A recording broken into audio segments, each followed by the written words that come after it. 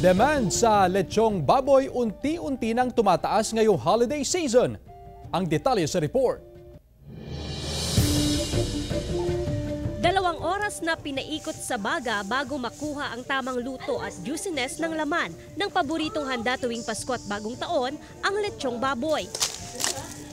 Tumaas na raw ang demand ng lechong baboy ngayong holiday season. Ayon kay Jonas Cruz, na isang may-ari ng isang lechonan sa Calasiao, Pangasinan, inaasahan daw na abot pa sa 200 piraso ng lechong baboy ang kanyang pa-order sa Pasko at Bagong Taon. Dapat early reservation kasi pagdating ng 18 to 25 madalang na po yung baboy dito sa Pangasinan, lalo't paubos na ang mga baboy natin.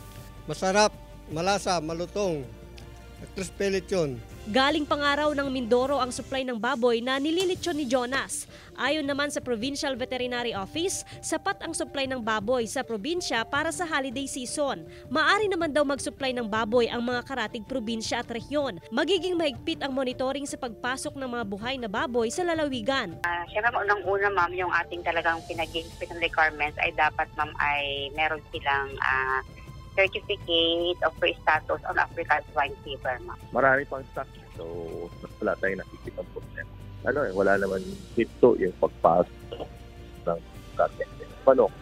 Bigas, continuous naman pumapasok. Nagkakahalaga ng 8,500 pesos hanggang 14,000 pesos ang 25 kilos hanggang 50 kilos na lechon. Posible itong tumaas depende sa supply at demand. Kasama si Henry Duminsil, Joan Punsoy, One North Central Luzon.